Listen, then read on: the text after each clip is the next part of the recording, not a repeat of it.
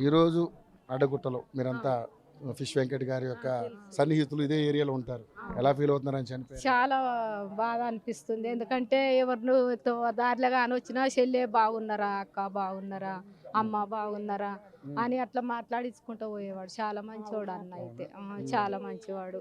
కానీ పోయిండంటే చాలా బాధ. రోడ్డు మీద ఫోటోలు వేస్తుంటే అప్పుడు చూసి చాలా బాధ అనిపించింది, చాలా బాధ అనిపించింది.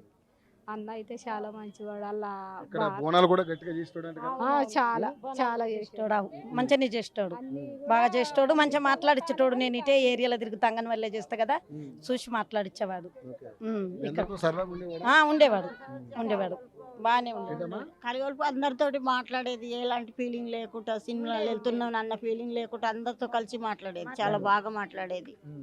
చాలా మంచి వ్యక్తి. మాతోటి కూడా మాట్లాడాలని అనుకోపోయేదిలే, ఎందుకంటే అందరూ మా ఇంటి మనుషుల్లాగానే మందలిచ్చి మాట్లాడటం ఇది అది అన్నట్టు బాగా చేసేవాడు. దారిలో కానీ వచ్చినా కూడా మాట్లాడేవాడు అన్న చాలా.